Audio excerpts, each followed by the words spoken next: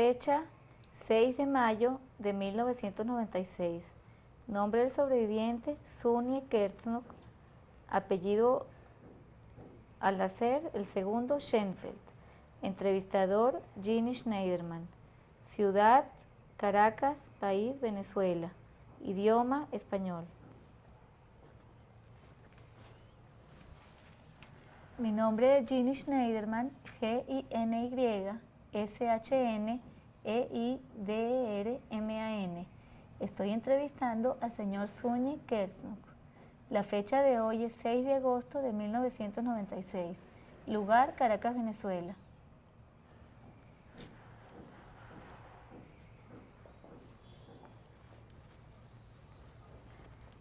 ¿Me podría decir su nombre, por favor? Sunny Kertznock, segundo apellido Schenfeld por la madre. ¿Me lo podría deletrear? Z-U-N-I-E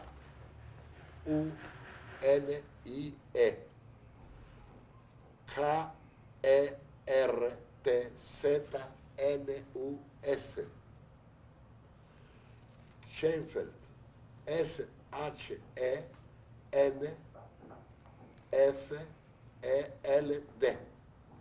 ¿Usted tiene algún otro nombre? No. ¿En qué fecha nació usted, señor Sunny? ¿Perdón? ¿En qué fecha nació usted? El 9 de diciembre de 1915. ¿En qué lugar? En Noveseles. ¿Me lo podría deletrear? Noveseles. N-O-V-A S-E-L-I-Z-A. ¿En qué país? En aquella época Rumania. ¿Qué edad tiene usted hoy en día? ¿Qué edad tiene usted hoy en día? 80 años cumplidos. Señor, ¿me podría contar un poco cómo era su vida de pequeño, de joven en Noveseles? ¿Cómo no? Mi vida en Noveseles, yo me crié en casa de mis padres, que mi padre era un hombre adinerado.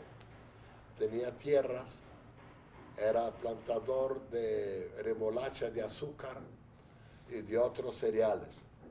Hasta la edad de 14 años estudié en el Liceo Comercial. En el año 1932 mi papá se enfermó. Tuve que retirarme del liceo y empezar a buscar empleo para ayudar a mis padres al sustento. Luego, en 1937, tuve que hacer el servicio militar. He hecho el servicio militar un corto tiempo porque había un sistema que se llamaba Artillería Koskimp en rumano, que yo compraba mi caballo, mi ropa, mi comida, y debía ser 3 meses el primer año, 2 meses el segundo año y 1 mes en el tercer año. Pero en vista que yo supe arreglarme, he hecho en total 6 semanas de servicio militar. Volviendo un poquito para su familia, ¿me podría decir cómo se llamaban sus padres y sus hermanos? Me perdone que no escuché. Volviendo un poquito a su familia, ¿me podría decir cómo el nombre de sus padres y de sus hermanos? ¿Cómo no? Mi padre se llamaba Leib Kertznock. Mi mamá se llamaba Sara Schenfeld de Kertznock. Mi hermana mayor se llamaba Raquel, que murió en Estados Unidos. El otro hermano se llamaba Abraham, falleció en Estados Unidos. El tercer hermano se llamaba Leoni, murió en Argentina. El otro hermano se llamaba Jaime, que murió en Cali, Colombia. Y una hermana que la perdí hace 4 años aquí en Venezuela, en el Betamot, que se llamaba Puni. ¿Y usted era el hermano más? Yo he sido el menor de todos mis hermanos. ¿Cuánto se llevaba usted de su hermano? ¿Cuántos años se llevaba usted de su hermano mayor, por ejemplo? Cuando se murió mi hermano mayor. ¿Cuántos años se llevaba usted de su hermano mayor? más o menos? Yo calculo unos 18 años, Cuéntenos, más o menos. cuéntenos un poquito cómo era la vida diaria en su casa, en su familia. La vida diaria en mi casa, pues hemos tenido un coche con caballos. Mi papá iba siempre a la hacienda para ver cómo funciona esto. Yo tenía 12 años, 13 años.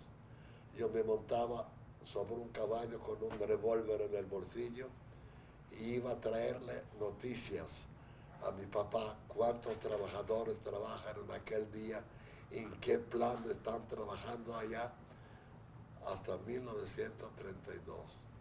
Cuando en 1932 se enfermó mi papá, embargaron todos los bienes y nos quedamos en la ruina. Tuve que ir a buscar trabajo en una fábrica que se llamaba Pasteria. Allá conseguí trabajo como un obrero y sucesivamente empecé a avanzar hasta que llegué a director técnico en esta fábrica. ¿Qué edad tenía usted cuando empezó a trabajar en esta fábrica de conservas?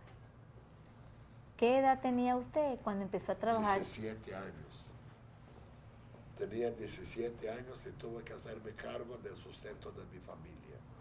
Mis hermanos estaban todos por estos países y cuando le escribíamos que papá se arruinó, ellos no creían. Pero sin embargo, era la realidad. Y a mí me tocó, como el menor de todos mis hermanos, para hacerme cargo de mi familia, para el sustento de mi familia. Por cierto, mi mamá decía, cuando yo trabajaba y mantenía la casa, vivía mejor y más desahogado que cuando papá era el millonario. ¿Cómo se sintieron la familia? ¿Cómo reaccionaron cuando su papá perdió el trabajo? Mi papá perdió la razón. No duró mucho tiempo, unos 6, 8 meses, luego se recuperó, porque se enredó con tantos negocios que perdió la razón. Y luego se sanó y empezó a sufrir de la inferioridad, pero sin embargo echó adelante. A mis padres los mataron no en el campo de concentración. Si nos salimos de Nueva Orleans y caminábamos hasta allá, eran 100 y pico kilómetros. Vamos a volver un poquito a su vida antes de joven, de pequeño, lo que me estaba contando. Cuando era joven, yo gozaba de la juventud porque me gustaba cantar, bailar, recitar. Me ocupaba con leer. La lectura era para mí mi predilección, que yo leía mucho. Y tomaba parte en una organización sionista que se llamaba Maccabi. Y jugaba fútbol, era un jugador de fútbol. Y luego, hasta en 1940 cambió completamente mi vida. Me casé el 7 de noviembre de 1940. Volviendo un poquitico para atrás, a la vida que usted me estaba contando, su vida en familia, ¿me podría contar desde el punto de vista religioso cómo era la vida en su casa? Bueno, desde el punto de vista religioso, mi mamá era muy religioso. Mi papá era así como yo. Iba todos los sábados para la sinagoga, regresaba de la sinagoga y prendía un cigarrillo. Así como yo hago hoy en día también. ¿Qué más me podría contar de su papá? ¿Cómo era él? Bueno, era un hombre muy elegante, muy elegante. Cargaba un sombrero de copa, siempre con cuello duro, con ¿cómo se llama? La delantal de la camisa siempre almedonado, era muy pedante. Tenía muchos amigos que él ayudaba, pero a la hora de necesidad se le olvidaron para devolverle lo que él les prestaba.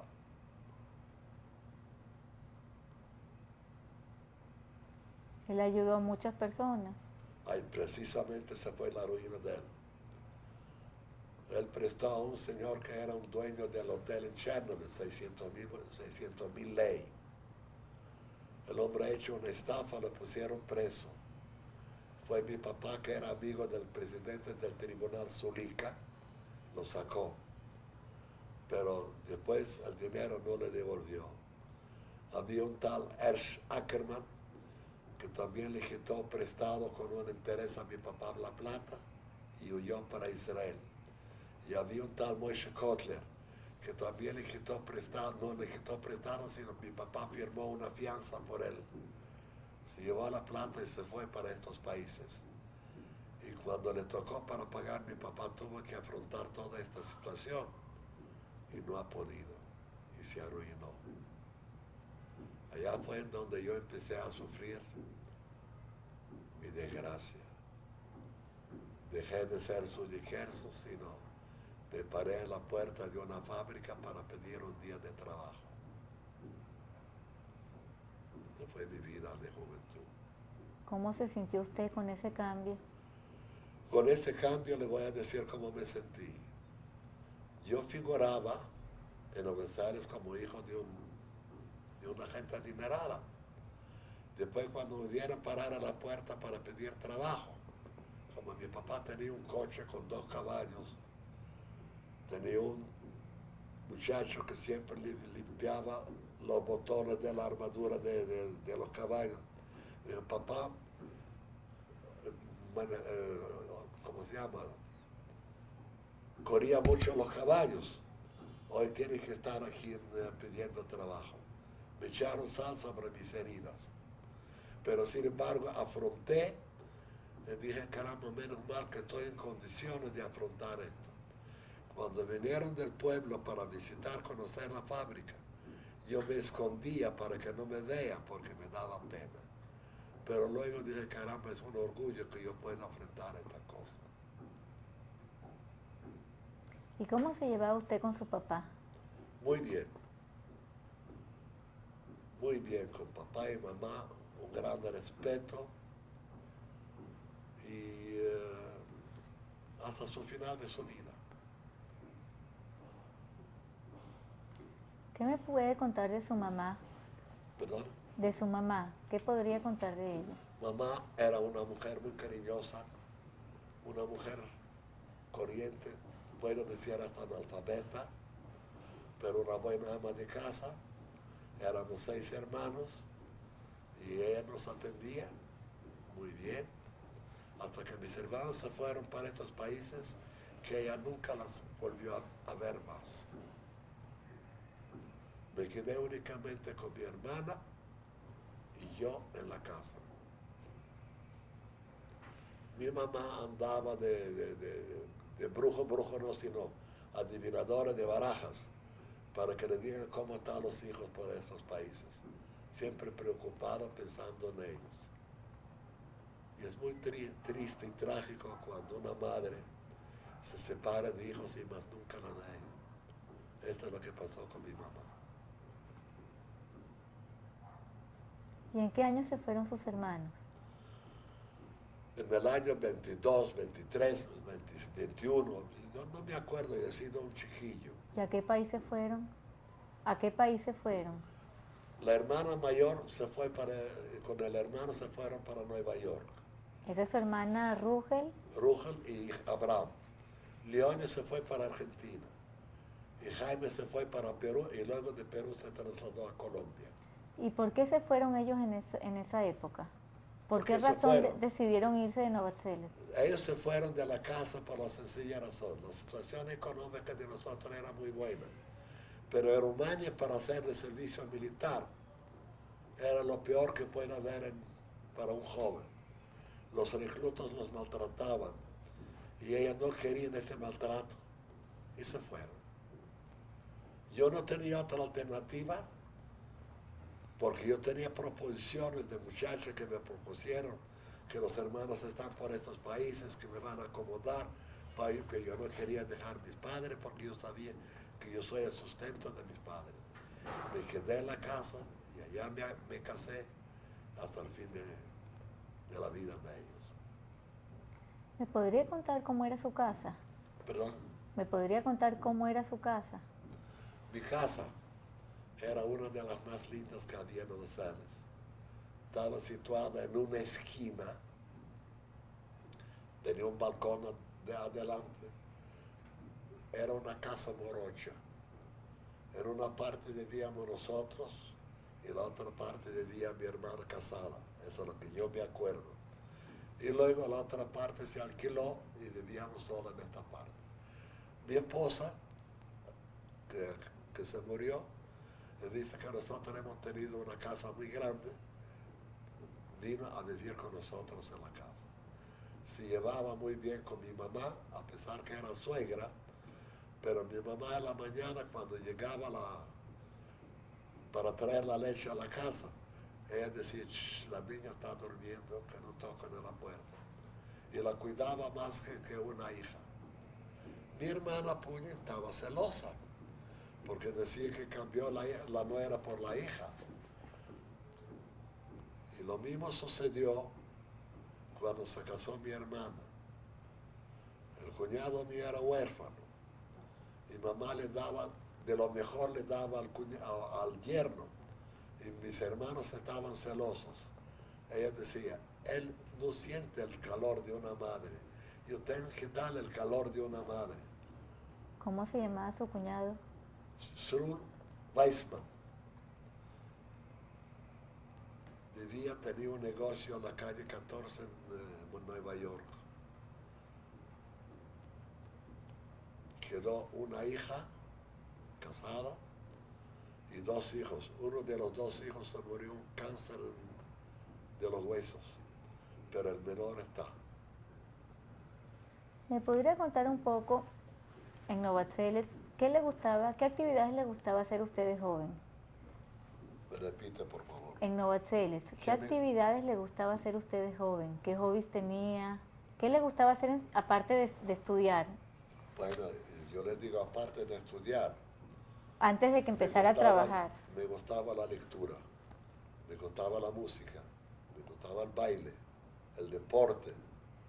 Y yo salía a la calle, yo me sentí, como se dice, rey. Y luego cuando lo contaré, luego la cosa cambió completamente.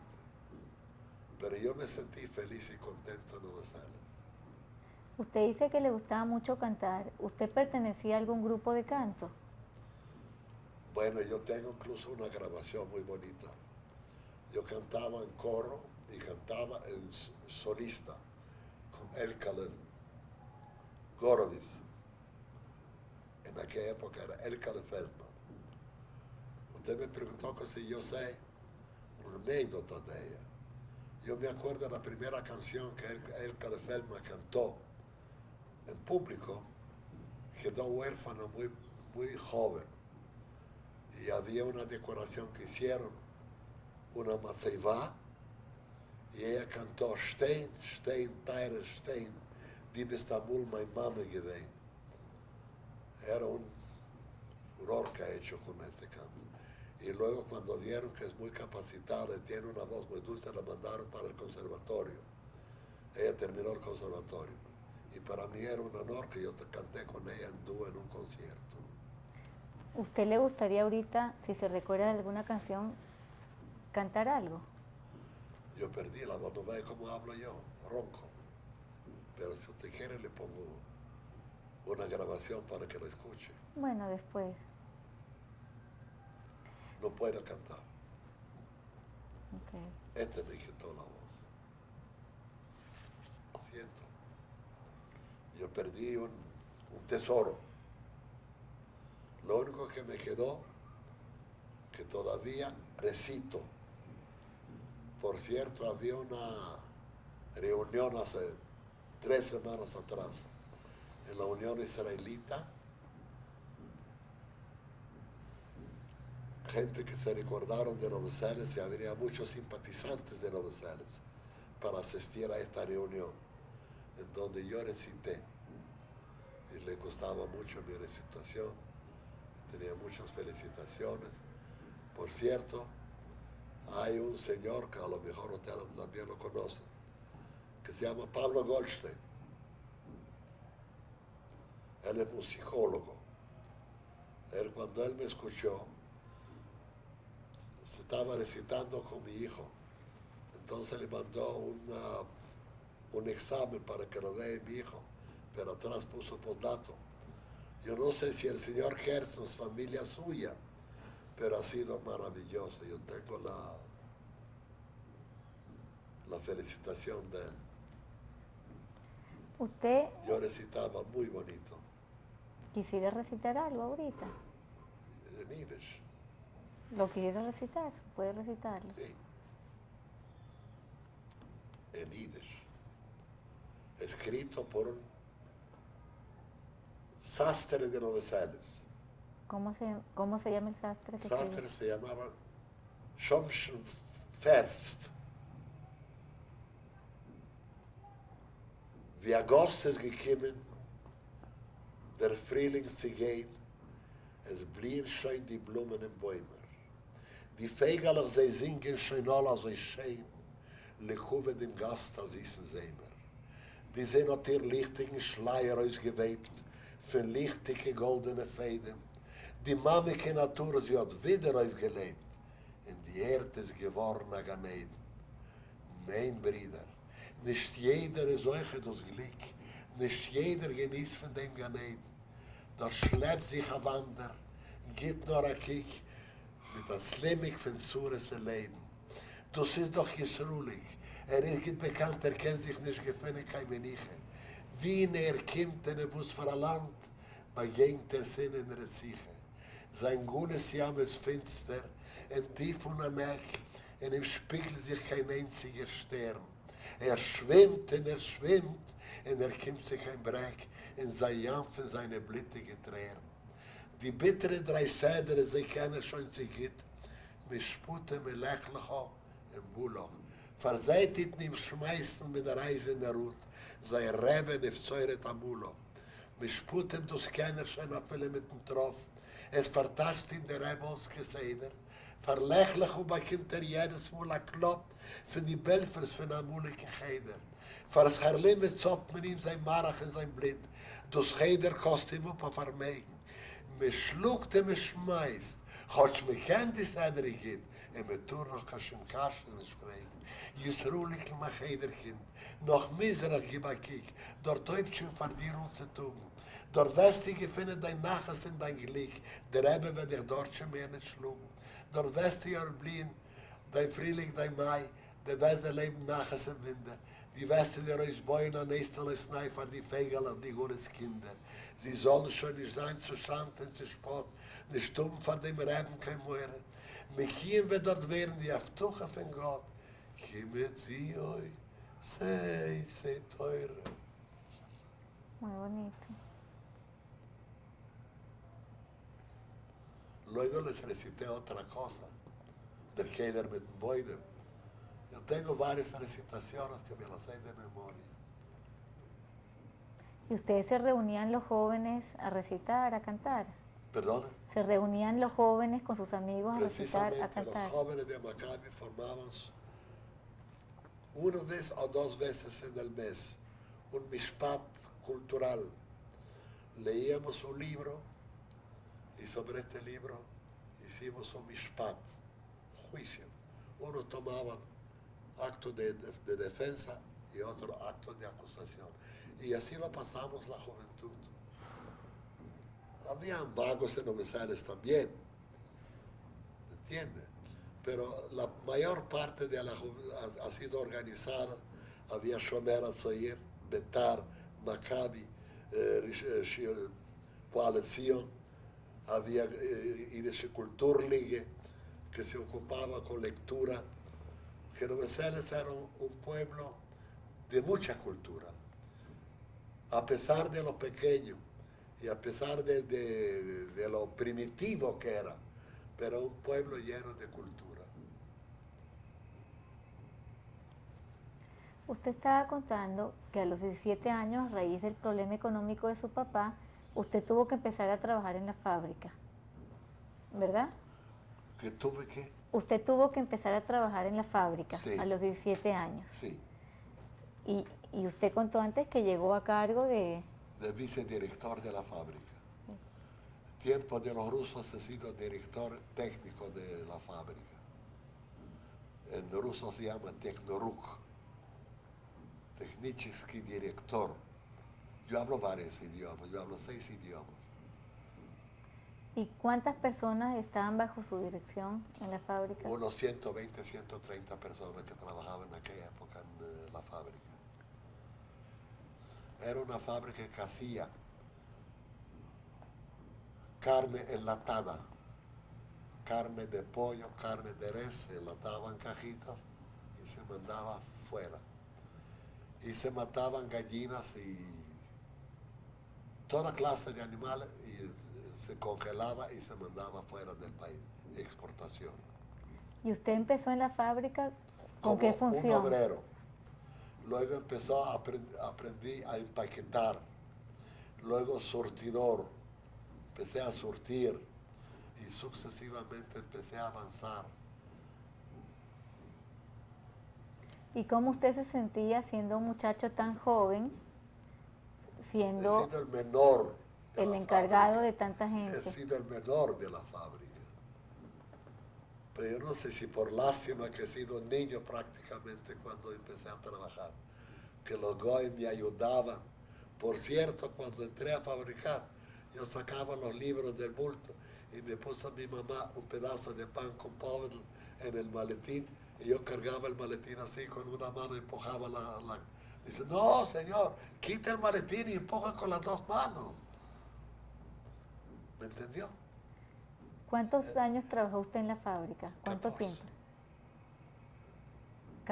14 años. Sí. Pero no, Yo trabajé únicamente en esta fábrica.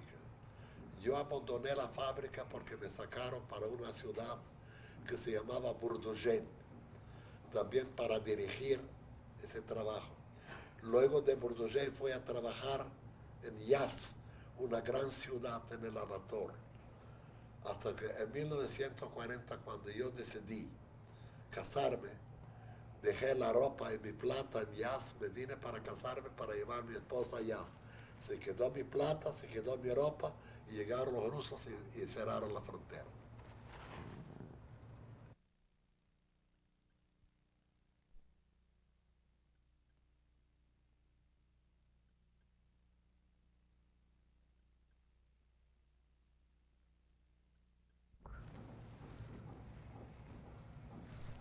¿Qué es lo que quieres saber?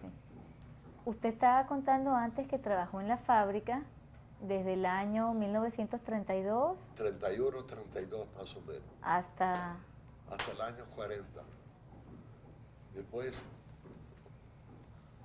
me trasladé hacia, ¿cómo se llama?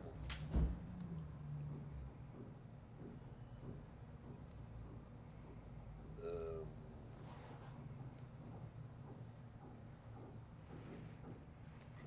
yo se lo mencioné antes, se me olvidó la Usted dijo que se casó en el año... 40. ¿Cuál era el nombre de su esposa? Eva, Jovel, ¿Y su apellido de soltera? Yufa. ¿Cómo la conoció? En un grupo de juventudes, de jóvenes. Allá la conocí y me comprometí el 4 de mayo de 1940 y el 7 de noviembre yo me casé. ¿Cómo fue la boda? La boda fue en tiempos de los rusos, ya prohibidas las bodas religiosas. Tuvieron que hacer la jupá dentro de la casa. Los rusos prohibieron las bodas religiosas. Y vivimos hasta el junio, cuando era el pogrom, nos levantaron y empezamos a caminar hacia el campo de concentración. Usted dijo que se casó en el 1940. Sí. ¿Y cuándo empezó en Nueva Zelanda los problemas para los judíos? Tiempo de los rusos. Prohibieron la religión. La Shil hicieron un establo de caballos. Era prohibido la religión. Pero sin embargo, en vista que yo le mostré los retratos de mi suegro, que era un hombre religioso, y la suegra más todavía, tuvimos que hacer, como se dice, en familia, la boda dentro de la casa de mis suegros. ¿Y quién asistió a la boda? Bueno, mi familia, unos amigos de ella, amigos míos y amigos de los padres. ¿Qué se recuerda en especial de ese día?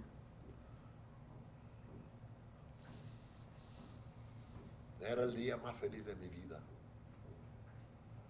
El día más feliz de mi vida.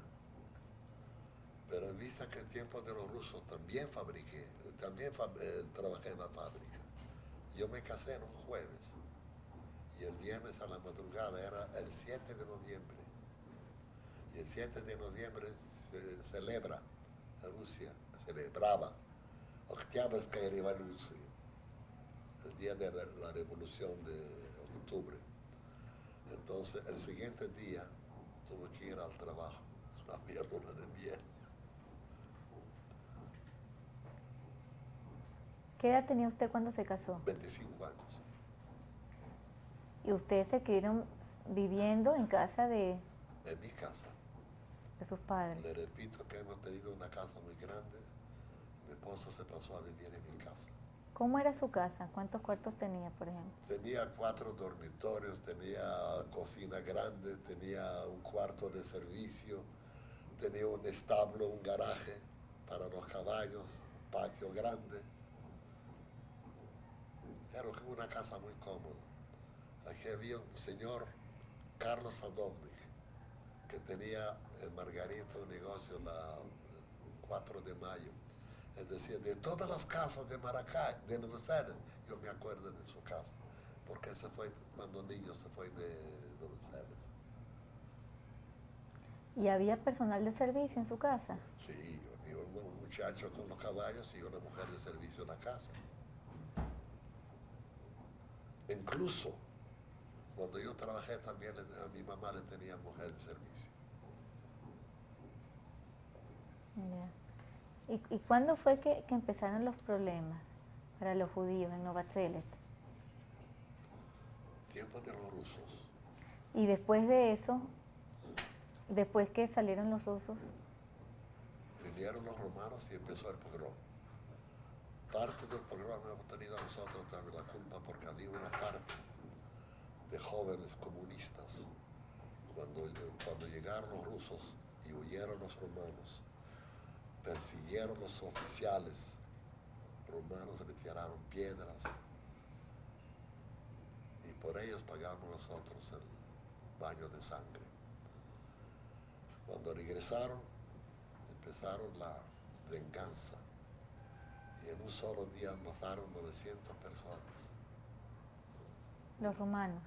Los romanos, no los alemanes, los romanos. 900 personas en la calle. Yo por poco he sido también víctima de esto, porque como yo trabajé en la fábrica y todos los que eran vecinos de allá de la fábrica me conocían, empezaron los saqueos. Mi suegro vivió cerca de mi casa. Yo dije que yo voy a ir a ver esta casa de mis suegros para que no saqueen allá la casa. Me acerqué allá, mi esposa se quedó en mi casa, entonces vi de lejos que viene un soldado tirando en el aire. Cuando miramos hacia afuera, tiró hacia adentro de la casa. Por la puerta de atrás empecé a huir. Yo no sabía que estaba matando gente.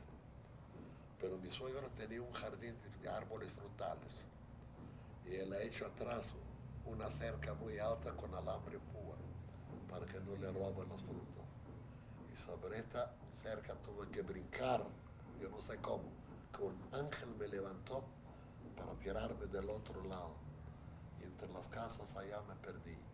Pero el soldado gritaba, "Stai que Tragantine, espera porque te mato". Pero yo no le he hecho caso, brinqué y esta fue la vida. ¿Qué más se recuerda usted ese día del pogrom que hubo en Nueva Zelanda? Del pogrom, Sí, ¿qué más se recuerda usted de lo que usted vio? lo que yo vi, yo estaba, mi papá tenía un pasaporte con el artículo 39. El artículo 39 era gente pudientes, tiempo de los romanos, que cuando llegaron los rusos los deportaban para Siberia. Era con el artículo 39. Mi papá tenía un pasaporte con el artículo 39. Entonces yo le dije a mi esposa que yo, mis padres, en caso que yo tenía un buen pasaporte, trabajador, pero yo no voy a dejar a mis padres, si lo llevan, son gente mayor, se van a morir de hambre allá. Le dije, yo voy a acompañarles. Fue mi esposa que se fue donde los padres de ella para consultarles. Dice, ¿qué hago yo? Dijo mi esposa. Si llevan los padres de Zúñiga, ¿qué hago yo? Dice el suegro, tú te casaste con él, en donde él va, tú tienes que acompañarlo. Pero no lograron de sacarlos para mandarlos a Siberia, sino que cuando llegaron los romanos empezaron a quemarnos de celes con cartuchos incendiables. Yo estaba en la azotea porque estábamos empaquetados por si acaso que llevan a mis padres para Siberia. Yo subí arriba para llevar algo por encima porque era el verano, junio. Entonces vi el huequito que empezó a arder la casa. Mi esposa estaba todavía dentro de la casa y digo, vamos, porque ya la casa está ardiendo. Huimos casa de un vecino que tenía un sótano de concreto. Nos escondimos en aquel sótano y pasamos la noche escondidos en aquel sótano. En la mañana cuando salimos empezaron a recogernos, o mejor dicho, oímos todos hacia el río Prut. Y allá habían unos montes. Nos escondimos entre estos montes. Y yo dije, caramba, si me dejan vivir, me acostumbraré el estómago con esta grama, con estos montes total, para que el deseo de vivir era tan grande. Aunque el ser humano no valía nada, pero el deseo de vivir era tan grande, lo inimaginable. ¿Usted sabía lo que estaba pasando en Nueva Zelanda? Me enteré porque empezaron ya los rumores entre la gente. Pues llegaron los soldados, el que tenía algo de la casa se llevaba, un pan o cualquier cosa, manos arriba, las manos en el alto de lo que uno tenía que dejar allá. Nos recogieron a una fábrica de alcohol, de spirit. Se contaron, usted sabe de esto. Allá estábamos 2 días. Después de 2 días, ¿A quién llevaron a la fábrica? a todos, todo el pueblo. ¿Y de su familia a quién? A todo el pueblo. De su familia. De mi familia, a todos. ¿A sus padres? ¿A su esposa? A mi esposa y a mi suegro, a todo el mundo. ¿Y a su hermana? Buenos se quedó limpio de judíos. Después de 2, 3 días dejaron niños y mujeres y ancianos salir. Quedamos únicamente jóvenes. Yo cargaba botas. Se me acercó un oficial. Dice, ¿qué oficial mataste tú para quitarle las botas? Estoy saliendo del cuadro. ¿Qué oficial mataste tú para quitarle las botas? Digo, yo no maté ningún oficial, sino el zapatero que me ha hecho a mí las botas está aquí en el lagar. Pero era judío. Da la casualidad, mi esposa que ya estaba suelta, o sea, lo dejaron, ella no sé dónde consiguió comida para traerme un poco de comida. Y le contaron que me van a fusilar. Se le acercó al oficial. Dice, don oficial, señor oficial, yo no sé qué grado tiene usted. Este es lo que está tratando usted, es mi esposa. Si usted cree que él mató a un oficial, me da 2 soldados, voy a ir a la aldea con cristianos que trabajaban junto con él, le van a atestiguar que él ha hecho las botas aquí en el pueblo. Y me soltaron, me devolvieron las botas y me soltaron. O sea, en aquella época ella me salvó de la vida. Me salvó la vida. ¿Y qué pasó con los otros jóvenes que se quedaron ahí dentro? Tenían allá unos 5 o 6 días, o 8 días, no me acuerdo exactamente cuánto. Nos dejaron ir al pueblo, pero el pueblo estaba quemado. Había únicamente unas cuantas calles donde las casas se quedaron enteras. Y todos se agruparon, 5 o 6 familias en una casa, 8 familias en una casa. Estábamos allá más o menos ya. En un día llegó una orden, todos a la calle, cerrar las puertas, dejar la llave metida en la puerta y vamos. Y empezamos a caminar. Los crestos de los dos lados, mirando miles de personas, 10, 12 mil personas, caminando con niños, ancianos, enfermos, heridos, caminar sin rumbo, hasta que llegamos a Yémenes. ¿Ustedes sabían de un principio hacia dónde iban? No. ¿En algún momento alguien trató de... Nada sabía nadie. ¿En algún momento alguien trató de escapar o alguien trató de organizarse? ¿Dónde? No había escape. Había justo de un lado con bastones y soldados con los fusiles calados, de un lado del otro lado, caminando. Soldados todos de origen rumano. ¿Perdón? Soldados todos rumanos. Romanos, claro. Y maltrataba a la gente en el camino. De noche se sacaron muchachos, violaban. Y habían los gritos que la gente se perdieron uno con el otro. Era una cosa tan espantosa, lo inimaginable. Hasta que llegamos 42 kilómetros después de Buenos Aires, que se llamaba Lipcán. Allá nos dejaron descansar. Volviendo un poquito al trayecto de los 42 kilómetros hacia Lipcani, ¿cuántos días duró eso? ¿Cuánto tiempo? 2, 3 días hasta llegar a Lipcán. ¿Y usted caminaba junto con su familia? Con toda la familia. Cuando llegaron a la primera estación de descanso, mi hermana era pequeña, Puya. Dice, yo no voy más porque se le pararon los músculos a la pierna, no ha podido caminar más. Empecé a rogarle, Puya, vamos. Mis padres tenían ya 68 años de edad. Mi mamá era una mujer enferma. Y así caminaban. En Lipcán había rumores, porque ya cuando nos dejaron descansar, había rumores que nos van a dejar otra vez volver a Buenos Aires.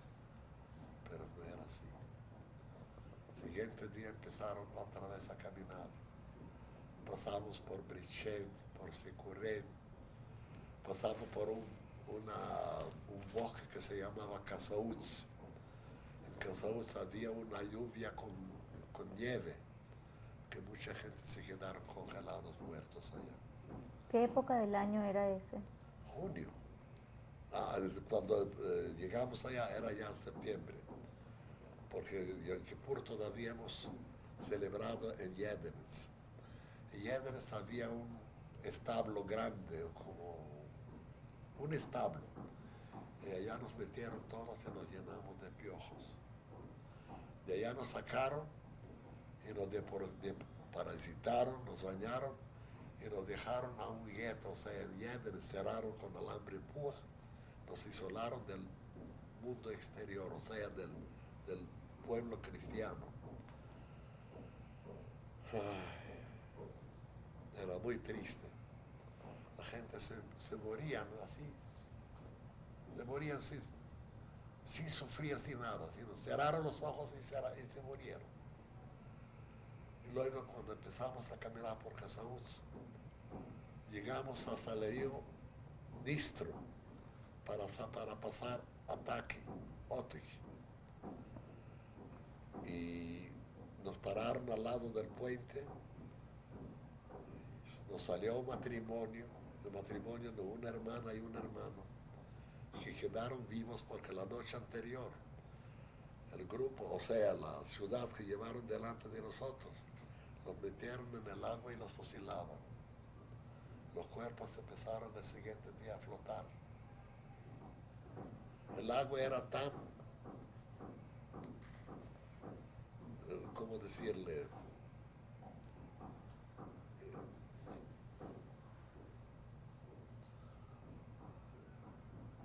Contaminada, que echamos los cuerpos para llenar un poco de agua para hacer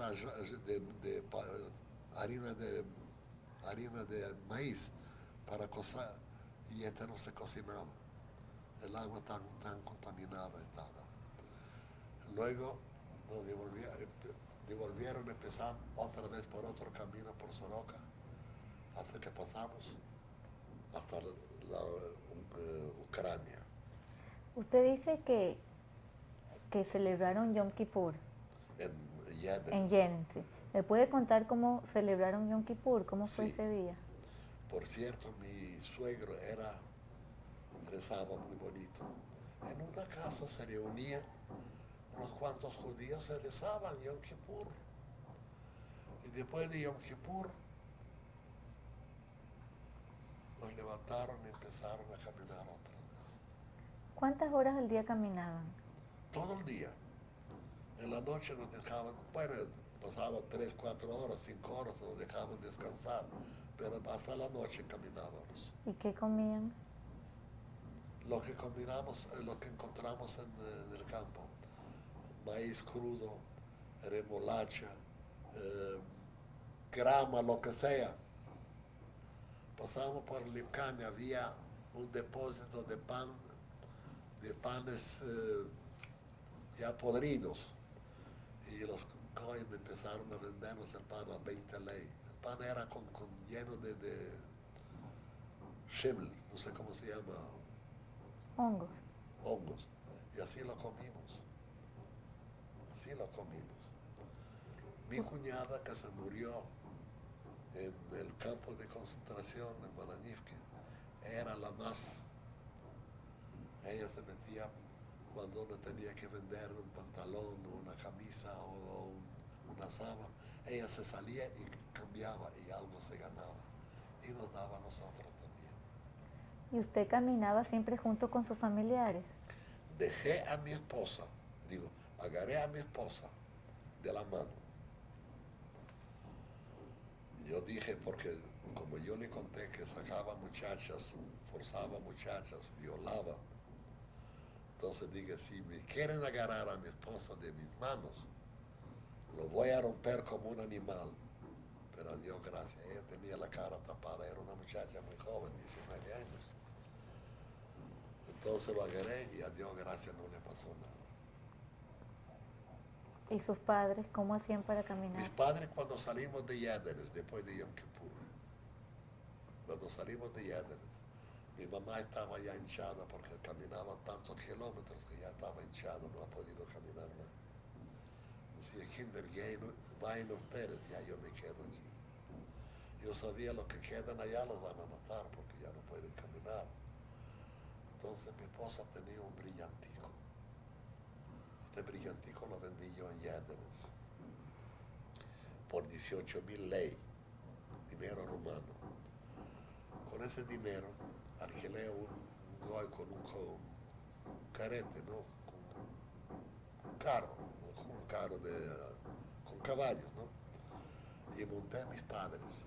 Le pagaba 400 lei diarios total para que no caminen, para que lo lleven. Los monté hoy, el siguiente día los sacaron y los mataron. ¿Qué pasó? ¿Cómo fue? ¿Perdón? ¿Qué fue lo que pasó? Los bajaron del coche y los mataron. Los romanos. Los romanos, todos los romanos. Los fusilaban en una fosa común. No sé ni siquiera en dónde. Pero el siguiente día, como yo les daba para la noche algo fue a buscarlos a la mañana. Dice, señor Kerr, no vaya a buscarlos porque ya no lo va a ver. Los habían fusilado ya.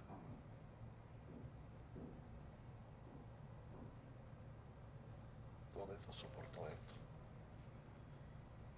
¿Qué sintió usted en ese momento? ¿Qué hizo? Lloré a mis padres. Y yo sabía que mañana me va a pasar a mí. Yo pensaba que nosotros no vamos a vivir. El deseo de vivir era muy grande, pero esperanzas muy pocas. Muy pocas esperanzas para quedar vivo. Luego en el campo de concentración me movilizaron para Nikolaev, los alemanes. Perdón, usted estaba contando cuando estaban en el río Dniester, cuando llegaron al río Dniester, que estaban los cuerpos Sí, nos que habían devolvieron fusilado. otra vez, no pasamos el puente, porque lo que se pasaron el puente, llegaron a Mogilev. En Mogilev era una vida más o menos medio normal, porque había la gente se metieron en las casas, había médicos allá. En cambio, nosotros cuando nos llevamos de regreso pasamos por una,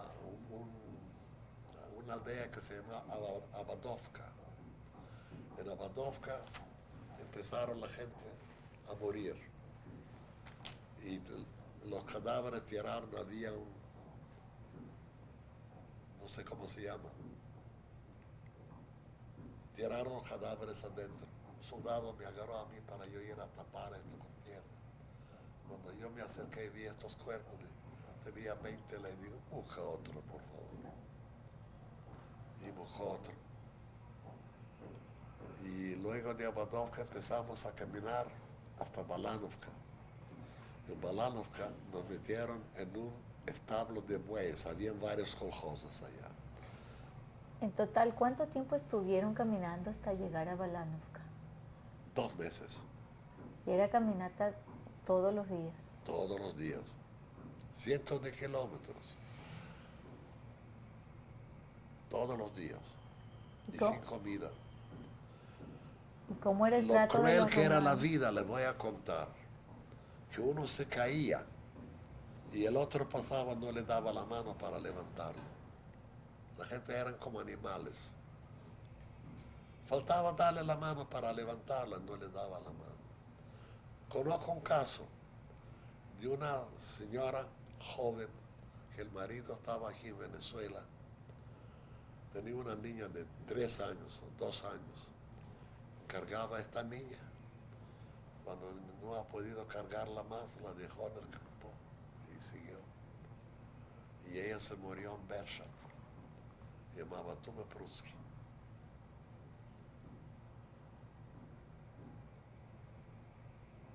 ¿Y cómo era el trato de los romanos en la caminata?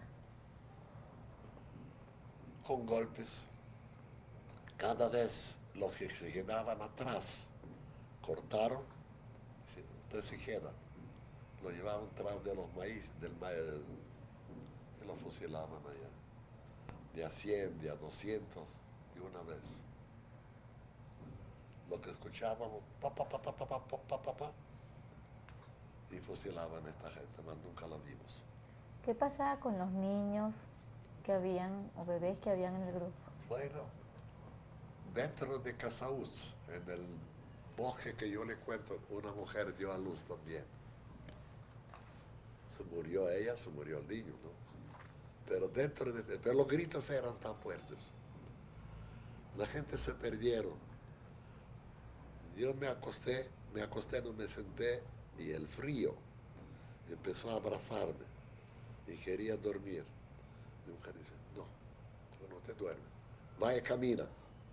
Me levantó, empecé a caminar, porque si no me hubiera quedado dormido también.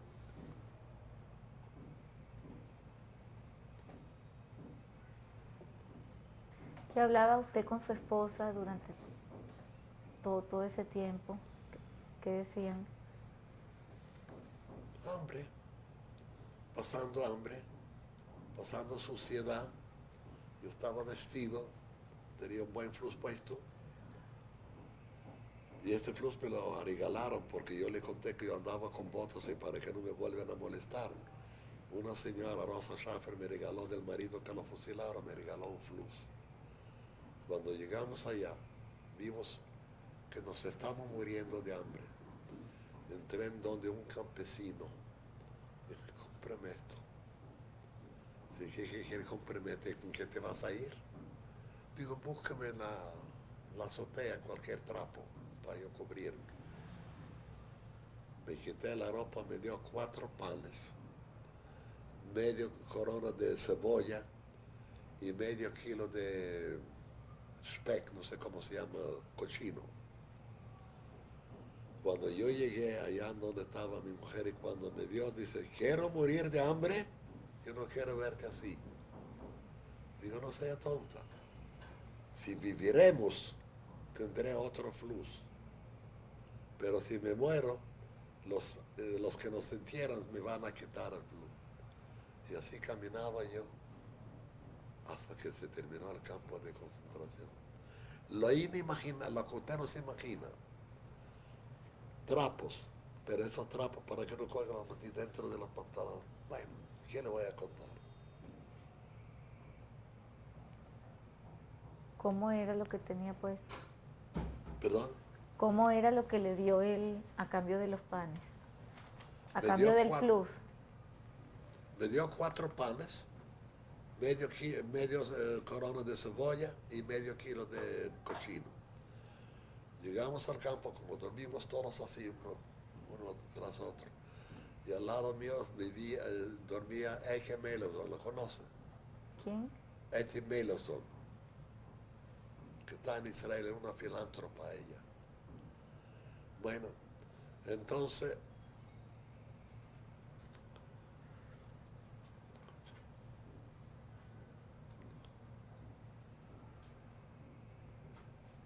se me fue la onda. Bueno, vamos a seguir con eso en el próximo cassette.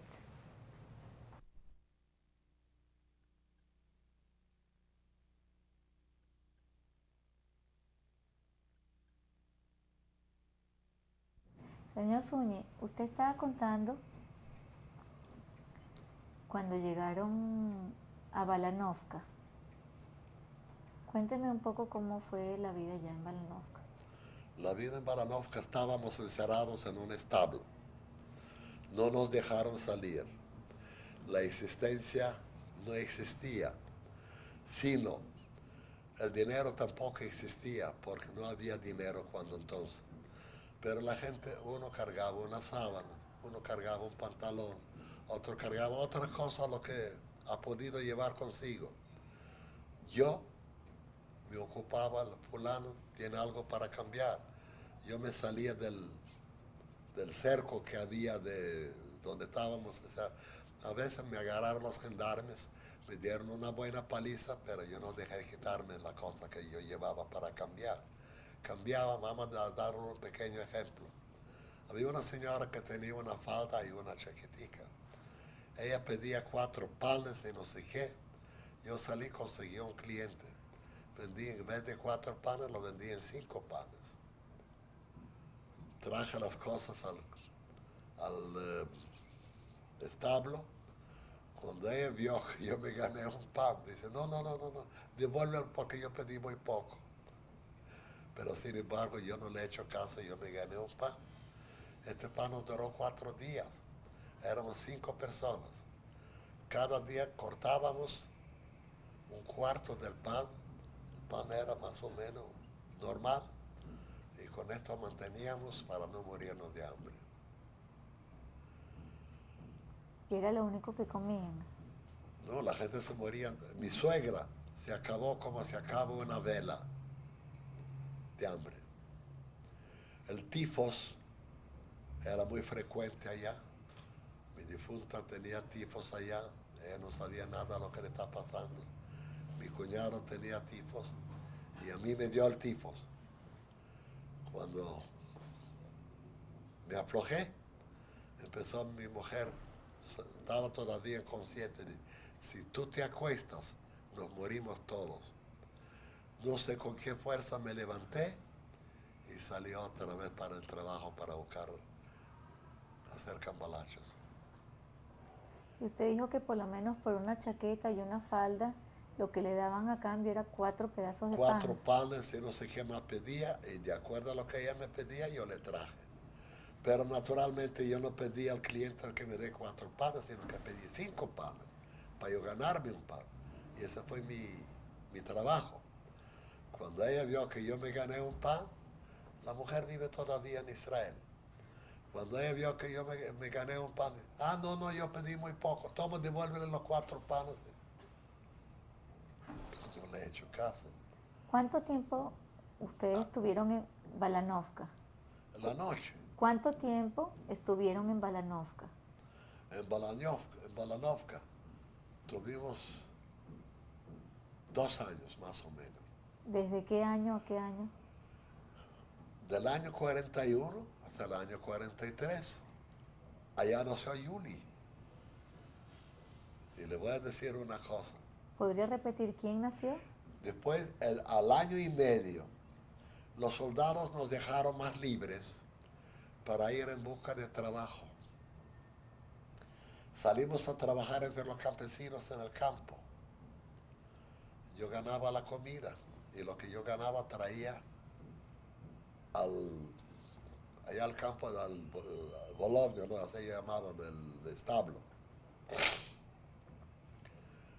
Y en el año 43, cuando ya empezaron, porque perdón ya, ustedes son mayoría, las mujeres no han tenido regla, los hombres no eran hombres porque nada, ¿no? Pero después que empezamos a comer, empezamos a trabajar, empezó otra vez el organismo a funcionar. Y me animé y embaracé a mi mujer. Cuando yo la embaracé a ella, tenía 2 o 3 meses. Y yo no sabía que ella estaba embarazada porque ella tampoco sabía. Me agarraron, me llevaron a Nikolaev, a trabajo forzado con la SS. Puentes y carreteras, bajo el látigo alemán, bajo la SS. ¿Cómo fue? ¿Vinieron un día y se lo llevaron? ¿Cómo fue? ¿Vinieron un día y los alemanes se lo llevaron a usted? Nos llevaron los romanos y nos entregaban a los alemanes para el trabajo forzado. Habían 3.000 hombres y nos fusilaban, hacían con nosotros todo lo que querían. Me salvé jugando teatro allá, porque el cuñado mío, el esposo de mi hermana, también estaba allá. Entonces un día, él me dice, uno de nosotros tiene que salirse porque las mujeres se morirán de hambre. Digo, yo quiero ir. Yo sabía que ya mi mujer estaba en estado, ¿no? Pero ¿cómo? Dice, cuando sales al trabajo, trate de lesionarse con algo.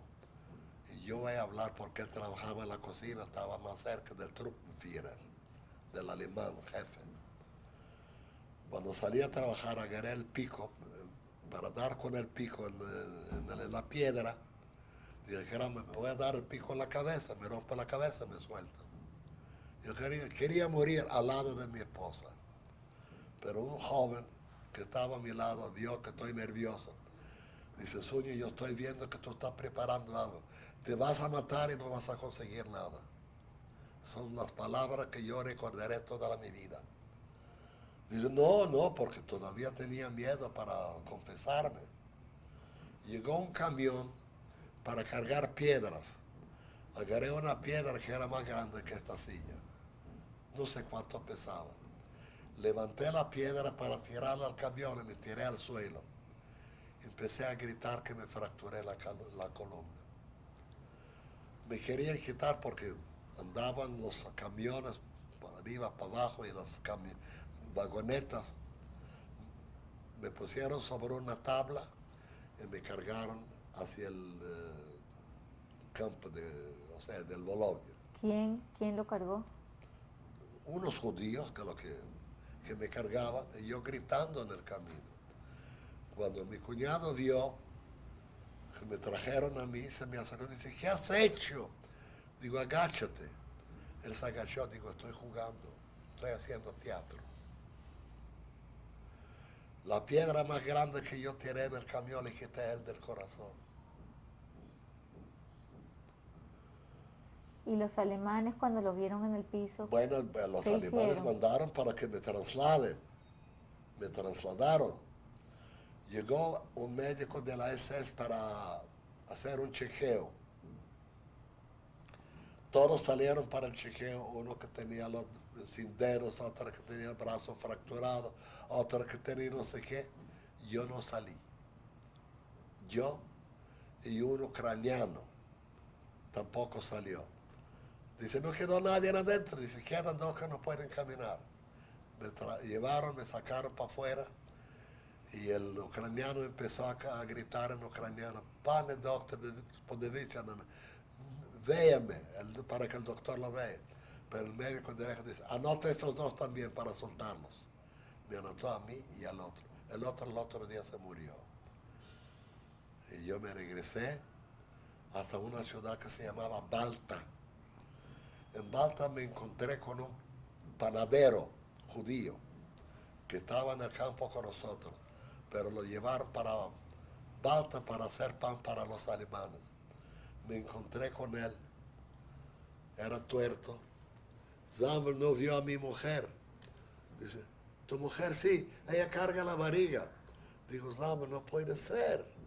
Ah, no, tú tienes un varón. Cuando me dijo el varón, era en diciembre, porque yo nació el 16 de noviembre.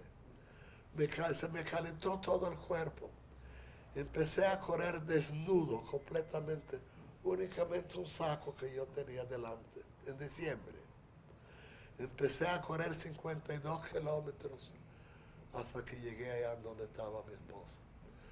Cuando llegué allá, me querían traer al niño. Digo, no se me acerca, porque el cuerpo hedía tanto que me ahogaba yo mismo del mal olor de mi cuerpo. Me trajeron un tobo de agua, me bañé y luego me trajeron el niño. Así que Yuli nació en Balanovka. ¿Qué se recuerda usted de ese momento tan especial cuando cargó a su hijo? Perdón. ¿Qué se recuerda usted de ese momento tan especial cuando cargó a su hijo Yuli? Repítamelo, por favor. ¿Qué se recuerda usted de ese momento tan especial cuando cargó a su hijo Yuli? Ya lo voy esa es una historia también, porque como yo soy especialista, había en Tiraspol, una ciudad ucraniana, estaba bajo el dominio romano. Había una fábrica la misma donde yo era especialista. Supieron de mí, me trasladaron para Tiraspol. Era en diciembre. Yo no tenía con qué arropar al niño. La nieve era hasta acá. Entonces mi mujer se quitó el forro del abrigo que ella tenía, envolvimos al niño, empezamos a caminar allá junto con los partisanos. Los partisanos lo llevaban encadenado, nosotros junto con ellos. Cuando llegamos a Balta, yo me le acerqué a un soldado, digo, yo no soy ningún preso. A mí me llevaron como especialista para Tiraspol. El niño hay que cambiarle los pañales y cosas. Yo no tenía pañales, sino que lo que me dieron ropa vieja a los campesinos. Entonces me dejaron ir al pueblo. El pueblo me encontré, por eso le pregunté por Ethel Melanson. Ella vivía allá en una casa, tenía una hornilla que calentaba la casa. Allá secamos los pañales y hasta el siguiente día me presenté otra vez allá donde estaban los partisanos y nos metieron en el tren y nos llevaban a Tiraspol. O sea, volviendo un poquito hacia atrás, usted cuando llegó a Balanovka, que usted vio a ¿su hijo ya cuánto tiempo tenía de nacido? 6 semanas. 6 semanas.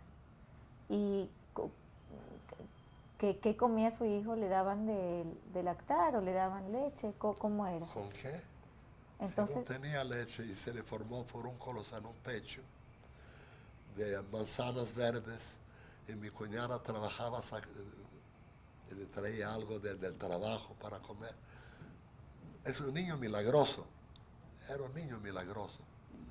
Ya después que nos salimos de Tiraspol, había un mayor rumano que era un hombre humano, llamó a Bucarest. Dice, aquí hay tantos y tantos porque los alemanes estaban ya en retiro, estaban huyendo. Y él llamó a Bucarest, a la Opshina, a la comité de Bucarest. Dice, aquí hay tantos y tantos judíos. Si los quieren salvar, vénganse con dinero para salvarlos. Llegó una comisión de allá, alquilaron un tren y nos llevaban hasta Chernihiv en el tren. Volviendo un poquito para atrás. Para Balanovka. ¿Usted le contaron cómo fue el parto? Sí. El parto no había quien asista al parto. Había una señora vieja que nunca lo ha hecho, una señora Mittelman. No sé de qué parte era ella. Dice, yo nunca lo he hecho, pero que Dios me ayuda. Cortó con una tijera el cordón, porque no había ni partera ni médico, porque ese no pensaba uno en esto. Y el niño se quedó vivo. Este hijo mío. ¿Qué fue para usted lo que le pregunté antes? ¿Qué sintió en ese momento tan especial cuando cargó a su hijo por primera vez? ¿Qué impresión me hacía? Cuando cargó a su hijo por primera vez. Cuando cargué a mi hijo. Ahorita yo soy un padre.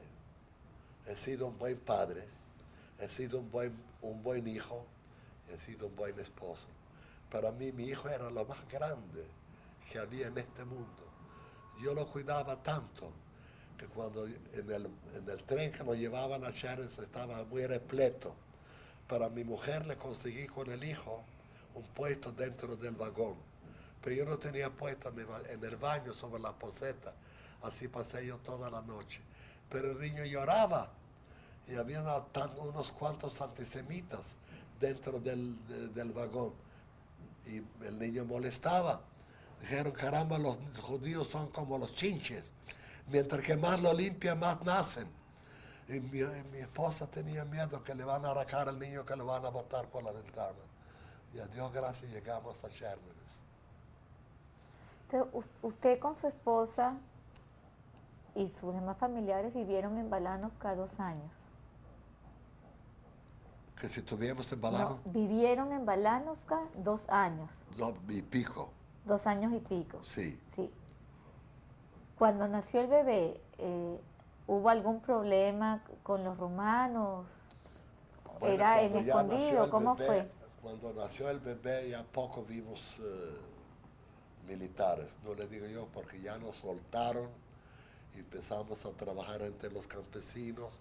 Otro iba para Beshat para traer sal, para traer hilos, para traer jabón. Empezaron a negociar.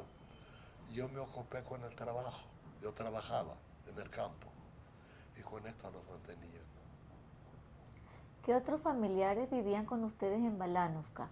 ¿Su esposa? ¿Quién más? Mi hermana, mi cuñado. ¿Podría decir los nombres de cada uno? ¿Cómo no?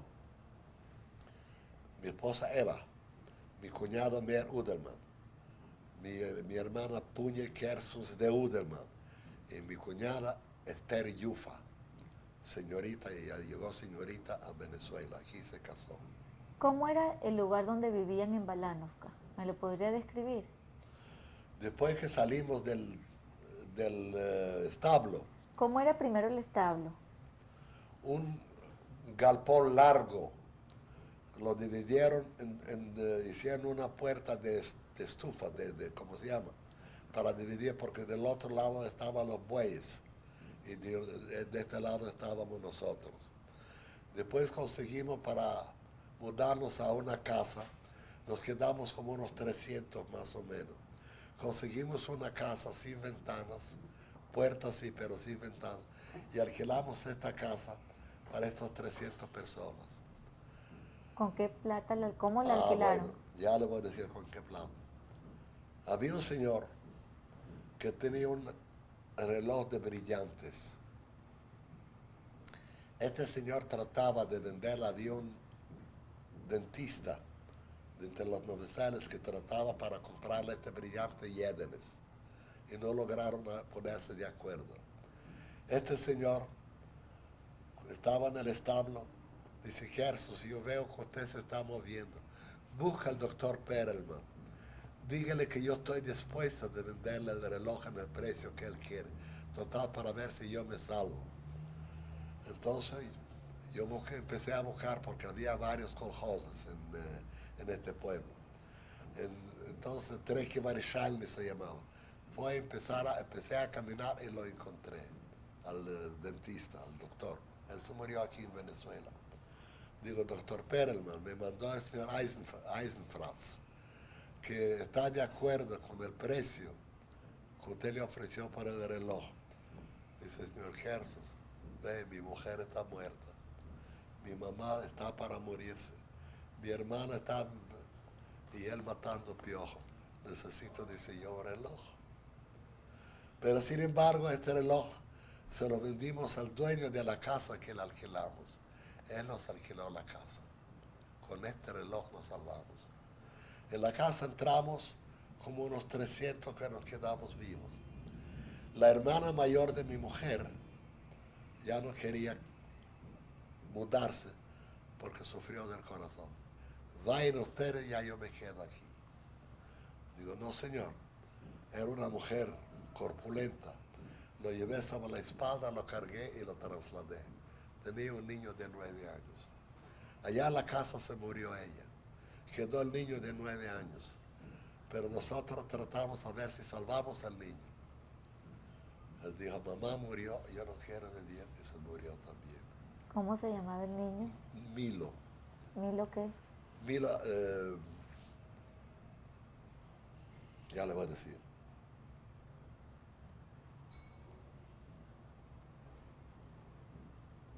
Timelson.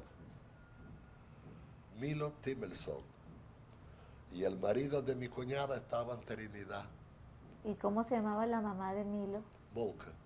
Molka Timelson. Molka Yufa de Timelson. El marido estaba en Trinidad. Le mandó el permiso para ingresar a Trinidad. Ella se llevó al niño y llegó hasta Ámsterdam cuando estalló la guerra y tuvo que regresarse.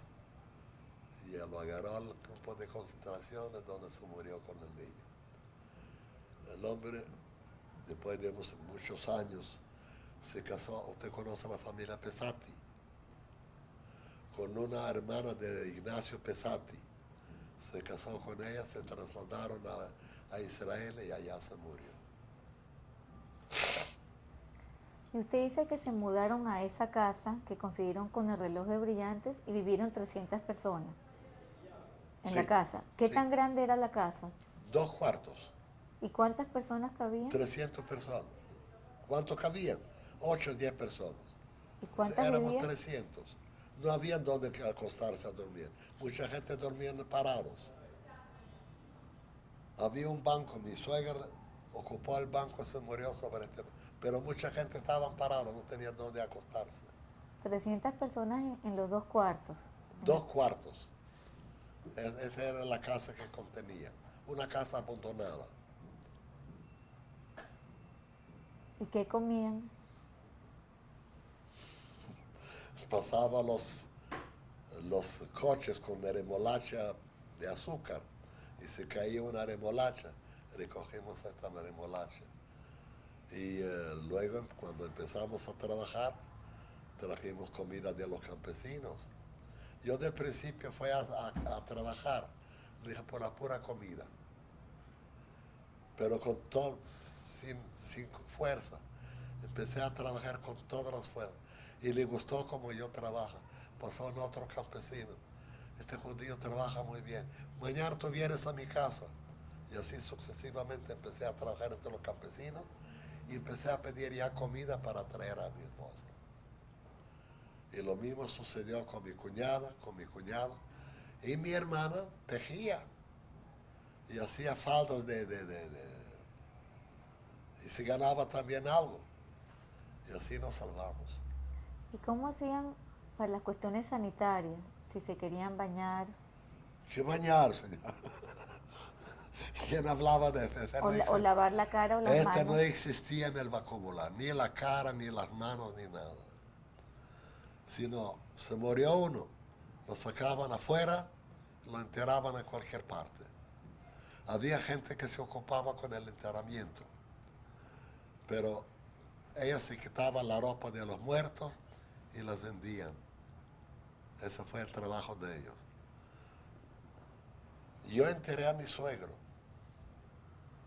Yo lo enterré para que no le quiten la ropa. Pero luego sobre este campo, cuando enterraron toda esta gente, empezaron a sembrar maíz.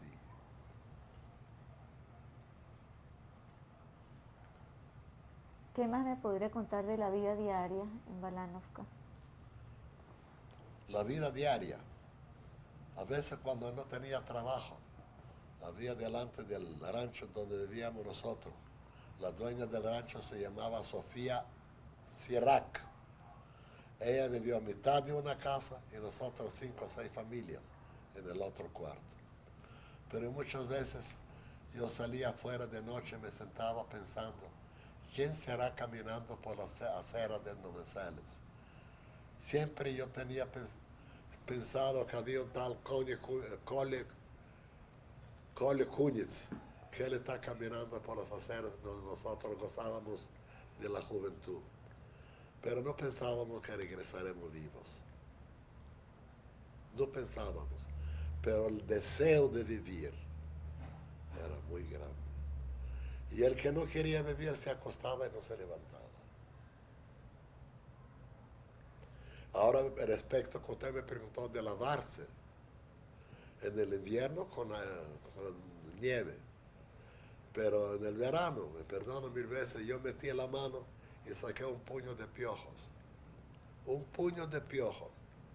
que se me incrustaban en la piel, lo sacaba así. En el invierno, ¿cómo hacían para combatir el frío? ¿Cómo hacía usted, su esposa? Para escondernos del frío. Para combatir el frío. Arrimarnos porque estábamos uno así con el otro. Y muchos nos soportaban. No sé cómo soporté. Cuando llegamos a Venezuela, paseamos por la avenida, no, por la plaza Girardot. Entonces miraba yo a mi mujer y ella me miraba a mí. Y ¿será que estamos vivos? ¿Será que es verdad que estamos libres? Nosotros mismos no creíamos.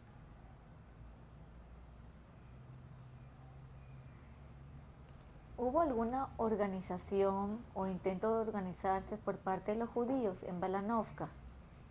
Organizaciones judías. De organizarse los judíos, ¿algún líder? ¿Surgió algún líder en el grupo? No, ninguna organización. Había 4 o 5 Diostalski Kolhoz, Kulbinski Kolhoz, Treke Barishalny Kolhoz. En cada kolhoz había judíos. También establos. Pero poca comunicación teníamos uno con los otros. Porque no nos dejaban salir. Salía uno que se arriesgaba el pellejo. A mí me agarraron una vez con unas sábanas que me dieron para vender. Me agarró un soldado y me quería quitar. Digo, me matas y no te las doy. Porque si te doy, de todos modos estoy muerto. Porque si voy a venir allá y voy a decir que me quitaron la sábana, no me van a creer. Así que yo tengo que devolver la sábana. Me dio unos cuantos palos y yo me regresé.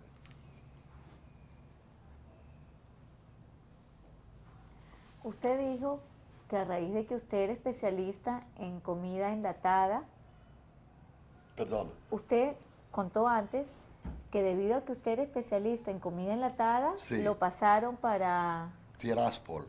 ¿Podría contar un poquito cómo fue eso? Sí, llegamos a Tiraspol, había la fábrica, el mayor empezó a identificarnos allá para mandarnos a la jefatura para inscribirnos y nos dieron un cuarto para 4 familias.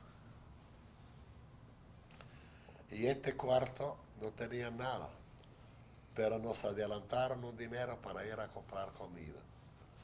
Era prohibido para los judíos para salir al mercado. Es una anécdota. No tenían qué cocinar. Entonces mi mujer me mandó para comprarle una olla.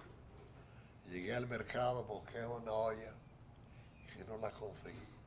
encontré un vaso de noche. ¿Ok? Me perdono, donde uno hace pipí, de, de porcelana, como de tierra. Y yo lo compré. Cuando llegué a la casa, dije, ¿qué has comprado? Digo, mami, ese está nuevo, ese no ha sido usado. Y en esta cocinada. Un vaso de noche. Hola, mami.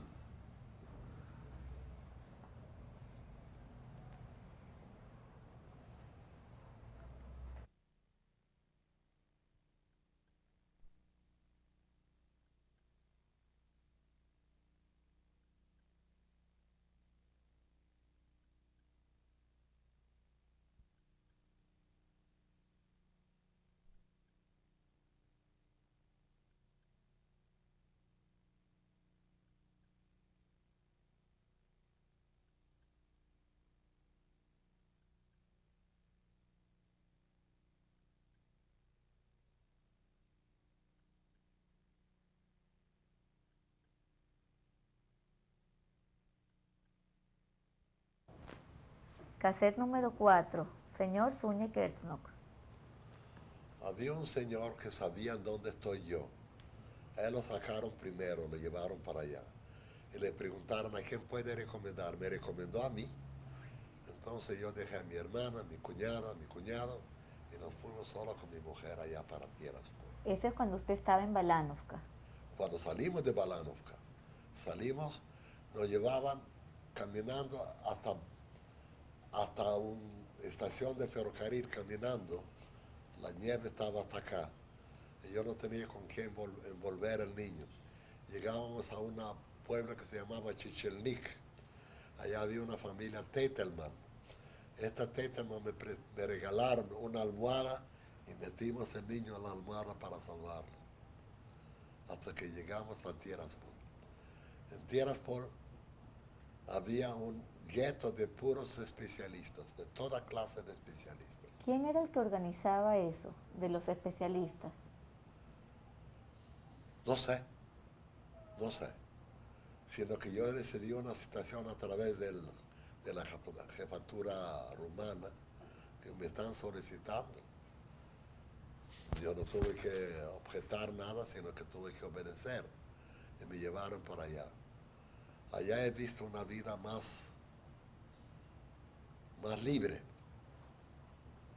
Es una ciudad muy grande, Tiraspol, y nos acomodamos en estos 2 cuartos y empezamos a vivir. Luego cuando los alemanes empezaron el retiro, este mayor sabía que si en el retiro nos van a matar, seguro. Entonces llamó a Bucarest para que nos vengan a salvar. ¿Quién era el mayor? Un rumano, un mayor rumano. ¿Cuál era su nombre? No me acuerdo, yo sabía el nombre de él, pero no creo que viva todavía, pero si vive, que Dios le dé larga vida. Nos salvaron. Él sabía que los alemanes iban a venir y los mandó para... No, ya los alemanes estaban en retiro, huyendo. Y con la retirada mataba gente. ¿Y lo mandaron para dónde entonces? Nos mandaban para Rumania. Mucha gente se fueron hasta Bucarest. Yo me fui hasta Chernihiv. Pensaba que estoy cerca de Novi Sad. En Chernihiv nos metieron a Zignaus, un orfelinato. ¿En qué año fue eso? En el año 44. Final del 43. Nos metieron en un orfelinato. En Chernihiv había un gueto donde quedaron parte de los judíos, pero sabiendo, nosotros fuimos los primeros que regresamos del campo de concentración. Cuando nos metieron en el orfelinato, yo con un niño chiquito, empezaron a traernos comida, camisas, ropa para cambiarnos. Me acuerdo la primera sopa que trajeron, era más lágrimas que sopa. Eran más lágrimas que sopa que me trajeron. Luego cuando ya empezamos más o menos a descansar, salí a buscar una habitación. Los romanos habían huido dejando las casas amobladas solas. Salí y conseguí una casa. Y del orfelinato nos mudamos a la casa. ¿Qué edad tenía su hijo Yuli en esa época? ¿Qué edad tenía? ¿Cuánto? Ya lo voy a decir. 6 meses. Durante esos 6 meses, ¿qué le daban de comer al bebé? No sé, él se alimentaba de un solo pecho. No me acuerdo. No me acuerdo. Pero nosotros lo llamábamos el niño milagroso. No sé cómo se quedó vivo, sin alimentación, y para completar, a mi mujer se formaron por un corazón en un pecho y se alimentaba con un solo pecho. Mucho tiempo después se le curó el pecho. Cuando a mí me llevaron, cuando yo estaba en Nikolaev, ella estaba en el 9º mes. Muy interesante esto para hoy. Estaba en el 9º mes y ella creía que ya había rumores que los que estábamos en Nikolaev nos mataron a todos. Y ella se quedó tenía en el pecho con esos furúnculos, y en el 9º mes empezó, porque en Bershat había un gueto, pero había médicos allá. Entonces se empeñó y se atrevió de caminar hasta Bershat en el 9º mes para buscar un médico. Cuando llegó a Bershat, había un doctor Tabak allá. Dice: señor Kenos, usted ha podido perder el niño en el camino. Dice: me da igual, mi marido a lo mejor ya no vive. Y ve a mi hijo en este pecho, hijo. Por fin, no le ha hecho nada, regresó y tuvo el niño en Balanovka. Entonces de Balanoka se fue a Tiraspol, de Tiraspol se fue Ya venimos liberados. De Tiraspol ya nos liberaron, que llegó una comisión de Bucarest para liberarnos. ¿Cómo fue ese día? ¿Qué se recuerda usted cuando lo liberaron? Me acuerdo que nos reuníamos todos los que estábamos en Tiraspol y andábamos caminando hacia el tren. Allá nos embarcamos y con el tren llegamos hasta Chernives. Cuando llegamos a Chernives, el Banov, la estación del ferrocarril, estaba lleno de alemanes. Y caramba, salimos de allá del peligro y allá nos estamos metiendo en otro peligro, que era un jueves, y el sábado entraron los rusos y desaparecieron los alemanes.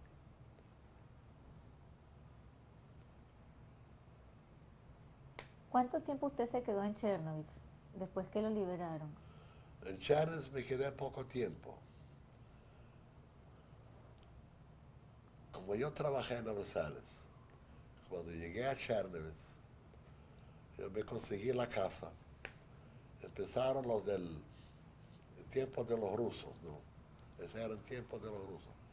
Llegó el gerente de la compañía ese se llamaba Мясо Молочной Промышленности, el ruso. Llegó, me quería llevar a Novosales. Yo no quería ir a Novosales, porque allá perdí todo, que voy a ir a Novosales. Pero de noche, cuando dormimos, entraron unos cosacos y me sacaron de la casa para mandar al frente, movilizarnos al ejército. ¿A qué ejército? Ruso. Joven, mi esposa empezó a llorar, que está con un niño sola, no tiene a nadie.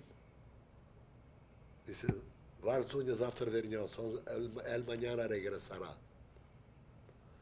Cuando a mí me llevaron, usted no conoce China, ya sabían dónde reunieron todos para mandarnos al frente. Se metieron en cola para entrar, anotaron, tomaron los datos y por la otra puerta salieron. Mi mujer andaba con el niño buscándome a ver en dónde estoy. Y le dijeron que allá en donde estoy. Me acerqué a la ventana en un tercer piso. Le dije, vaya a la oficina del 3. Dígale que estoy dispuesto de ir a Noveseles para que me saquen de acá. Ella corrió con el niño. Llegó el jefe. Dice, despreocúpese, yo te saco. Yo en vez de pasar para que me anoten allá, cada vez me perdono, digo, voy al baño. Iba al baño y me puso otra vez en cola. Llegó el jefe allá, despreocúpate que ya te voy a sacar, ruso, que ya te voy a sacar. Yo espero para que me saquen. Entró donde el capitán, dice, lo que nosotros decidimos aquí no hay que lo saque. Entonces se encontró con el primer secretario del Partido Comunista de Chernobyl. Dice, yo tengo una fábrica parada. Yo tengo aquí el hombre. Si yo no lo mando para allá, la fábrica no puede funcionar. ¿Cómo hago yo para sacarlo? Entonces Poliakov se llamaba, daba vueltas así. Le dijo al soldado que estaba a la puerta. Dice, déjale pasar que yo lo estoy mandando a alguna parte. Me dejó pasar y me salvé. Y los que se fueron aquel día, nadie regresó. Nadie regresó. Y cuando llegamos a Noveseles, me fue con el jefe. Dice, vamos a entrar de una vez para registrarte. Entramos para registrarnos y me dieron un plazo de 21 días para presentarme en el cuartel. Digo, caramba, una guerra pues se termina en un solo día. 21 días hay esperanzas.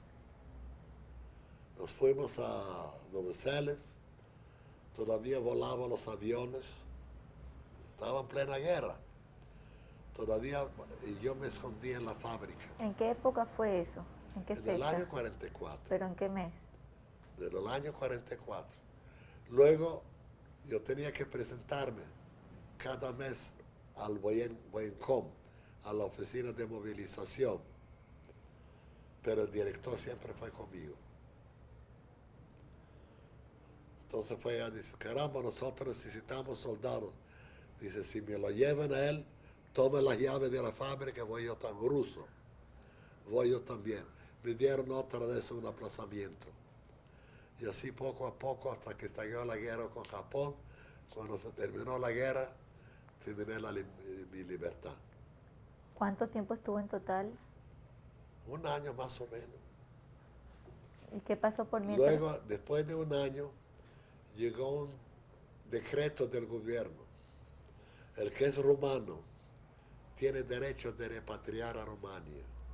Yo no he sido rumano, pero mi mujer fue, yo tenía un gran puesto. Director técnico de la fábrica.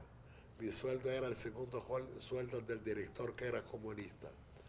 Pero sin embargo no me alcanzaba para vivir. Entonces el tenedor de libros y el director y yo robábamos. Y esto nos alcanzó para vivir. ¿Eso fue en dónde? ¿En Noveseles? En Noveseles. ¿Ya usted estaba ahí con su esposa? Ya, lógico. ¿Y cómo era eso que robaban? ¿Qué hacían? Bueno, había siempre exceso de acuerdo con el porcentaje de ellos de carne. Siempre había sobrante. Y ese sobrante lo sacábamos, lo llevábamos a Chernobyl y se lo vendíamos. ¿Me entendió? Bueno. De acuerdo con el porcentaje que ella mostraba que debe quedar después de la matanza, sobraba carne. Y esta carne lo sacábamos nosotros, siempre hemos tenido una evidencia. Lo que hay en existencia sacábamos y con eso nos acomodamos. ¿Y cómo encontró usted su casa en Noveseles? Yo no tenía casa. La casa de antes. ¿Qué pasó con donde usted vivía antes? ¿Qué pasó con? Su casa de antes, la casa de sus padres. Se quemó. Yo no le digo, yo estaba en la azotea cuando empezó a arder la casa. No quedó nada de la casa. No, nada. Porque las casas allá no estaban hechas de ladrillos ni de cemento, sino de madera. Se quemó la casa, quedó el terreno.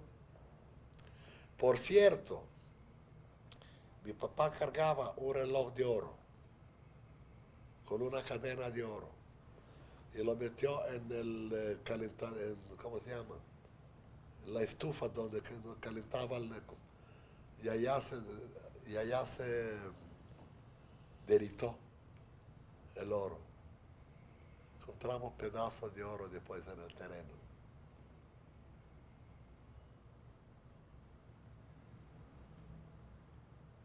¿Qué pensó usted cuando volvió a su casa? Cuando volví a mi casa, viví la primera vez en una casa de un tío de mi esposa. Esa casa estaba destruida. Había un cuarto adelante y atrás había la cocina.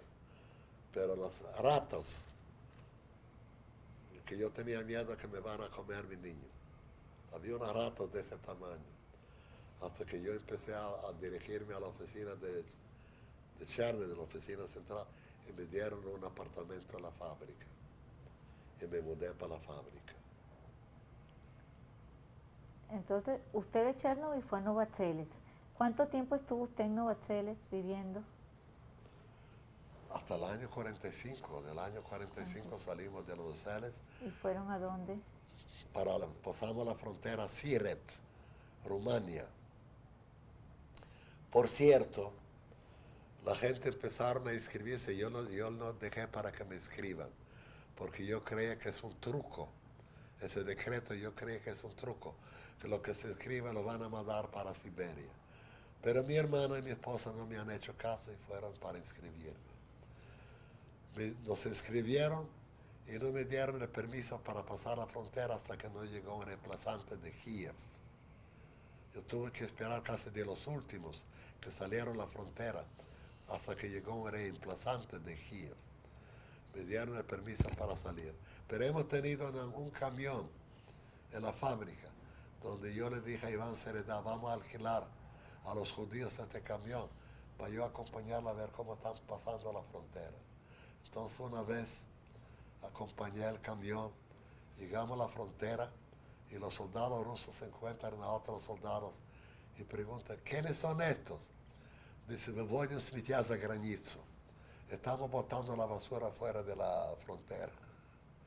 Y entre esta basura yo estaba también. Llegamos a Rumania, empezaron a repartir para Transilvania. Allá nos metieron otra vez en un colegio y nos llenamos otra vez de piojo. ¿Quién empezó a...? Los romanos empezaron a repartirnos, porque llegamos mucha gente en un solo Siret, no había pues. Entonces nos mandaron, a mí me mandaron para Sighisoara. Allá en Sighisoara nos metieron en un colegio. Usted vio los retratos de Julio con los bucles. Se llenó de piojos y tuvimos que cortarle el pelo. Y el gritaba para que le peguen otra vez los bucles. ¿Y cuánto tiempo estuvo en Sighisoara? En Sighisoara estuvimos 1 año y medio, casi 2 años. Durante ese tiempo yo aprendí a hacer jabón. Y además de hacer jabón íbamos a Bucarest para comprar hilo, jabón, pantalones, camisas. Y estaba en el mercado vendiendo y buscando la comida y la encontramos. Hasta que recibimos permiso de Venezuela, del hermano mayor de mi esposa, un permiso para entrar hacia Venezuela. Y aquí aprendí otra profesión. Entonces, ¿usted salió de Sighisoara en qué año? En el año 47. 47. Y de ahí se vino... De 47 nos llegamos en julio, llegamos a París. En París no nos dieron la visa hacia Venezuela a pesar del permiso que hemos tenido por ser judíos, por orden de Rómulo Betancourt y Marche Moisés y Croix. No nos dieron la visa. Corríamos todos los días a Ricopernic para que nos den la visa, no nos dieron. Hasta que mi cuñado empezó a moverse a través de Mario Vargas aquí en Venezuela y consiguió para que me den la visa para entrar a Venezuela. ¿Cómo se llama su cuñado? 6 meses. Su cuñado, ¿cómo se llama? El nombre de su cuñado. Moisés Yufa. Moisés Yufa. Era muy conocido porque era uno de los primeros mobleros de Maracay. Era muy conocido en Maracay y tenía una gran relación con la jefatura de Entonces, él les consiguió los papeles y ustedes pudieron emigrar emigrar a Venezuela. ¿A qué ciudad llegaron en Venezuela? En el 21 de diciembre de 1947 pisamos la tierra venezolana. ¿Pero a qué ciudad llegó? ¿A qué edad? ciudad? ¿A qué ciudad? A Maracay. Yo viví en Maracay toda la vida. Yo tengo 20 años viviendo aquí en Venezuela, aquí en Caracas, porque mi esposa se enfermó, tenía los 2 hijos médicos trabajando aquí, entonces vendí el negocio, vendí la quinta, compré este apartamento y me mudé para acá. Para Caracas. Sí. En Maracay. Usted dijo que tiene otro hijo aparte de Yuli. ¿Cómo se llama su otro hijo? Abraham, ¿Y en dónde nació Abraham? en Maracay, ¿En qué año? en el año 48. ¿A qué se dedicó usted en Maracay? ¿A qué me dediqué? Los primeros.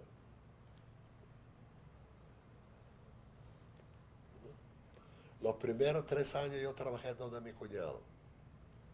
Después de 3 años, cuando vi que yo no llegué a Venezuela para ser un empleado, le tiré las llaves a mi cuñado y salí a vender por cuotas. 1 año. Trabajé por cuotas y formé un pequeño capital. Mi difunta esposa decía, yo quiero una puerta a la calle. Abrí una pequeña mueblería y sucesivamente empecé a progresar. Y hoy vivo todavía de lo que he progresado. Y tuvo una tienda un comercio de una muebles. mueblería pequeña. Luego era ya demasiado pequeña para mí, me mudé en una más grande. Fabriqué un edificio en Maracay. En el mismo edificio tenía el negocio. Luego cuando se enfermó mi esposa, yo fabriqué una quinta que era la primera en Maracay. Si yo te lo voy a mostrar, yo tengo el retrato de la quinta. Una belleza. Pero cuando vi que para mí no es la quinta ni el negocio, sino mi mujer, vendí todo y me vine para Caracas. ¿En qué año llegó usted a Caracas? En el año 74, 75 más o menos. ¿Y usted pensó que iba a ser mejor por su esposa que estaba enferma vivir aquí en Caracas? Sí, lógico, decidí vivir en Caracas para estar junto a mis hijos, bajo el cuidado de ellos. Como le repito que mi hijo mayor es cardiólogo, pero no es Dios sino un cardiólogo. Nos fuimos a Houston para operarnos, lo operaron, le pusieron 4 bypass, pero la muerte no perdonó, me la quitaron. Lo más grande que yo tenía la vida.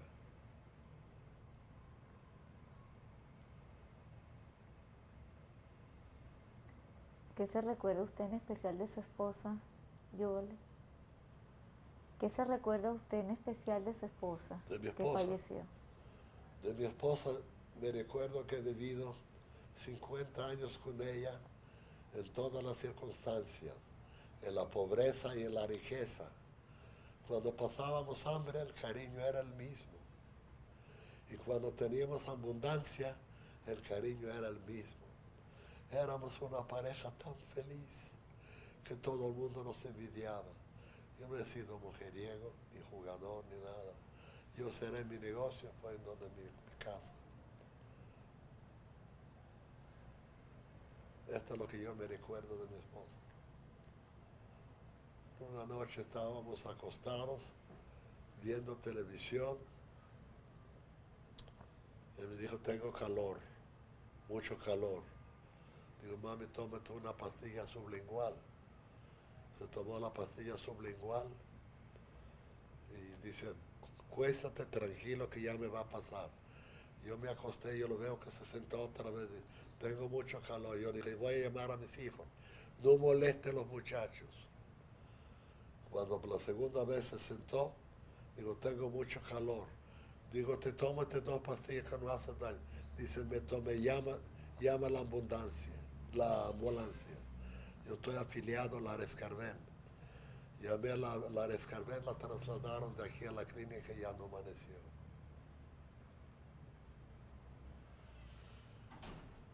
No amaneció.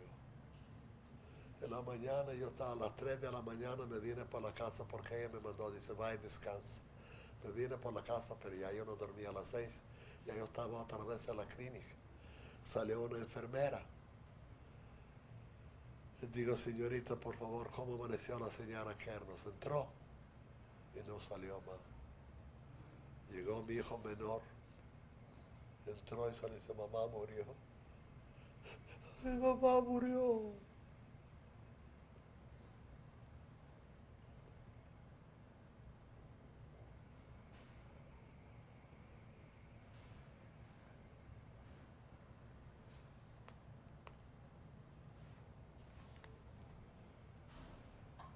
Sí, señor. Me vi solo. Mis hijos casados. Me vi en este apartamento. Yo que desde el principio pensaba para suicidarme. Yo tenía una pistola. Me la quitó mi hijo.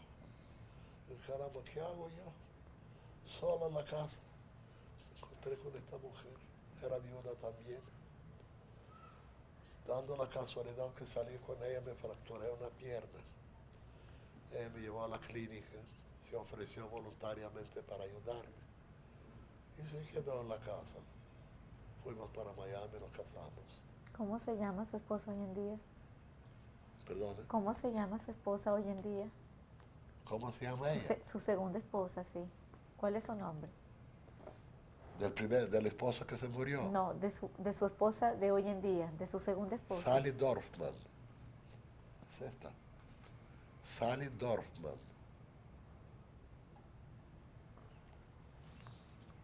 ¿Usted tiene nietos, señor Zúñiga? Sí, tengo nietos, tengo 4 nietos, 2 de Yuli, 3 de Yuli y una de Abraham. ¿Cómo se llaman? Mónica, Joel y el de Yuli, el chiquito que tiene con la chica, se llama Jonathan. Y de Abraham tengo a Vanessa, esta belleza que usted ve allá. ¿A qué se dedicó usted aquí en Caracas? ¿Usted siguió trabajando? En Caracas, de nada. En Caracas no gané yo ni un centavo. Yo no he trabajado aquí, sino que vivo de los intereses de la renta que tengo.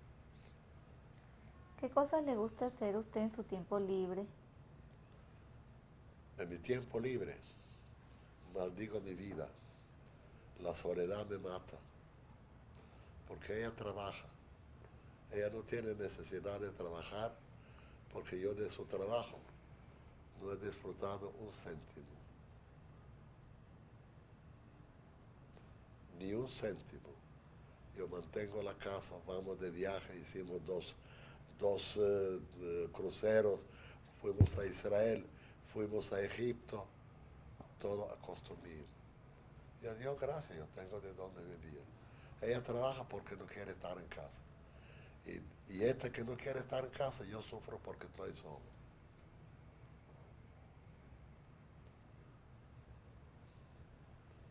La soledad es tan desagradable como usted no se imagina.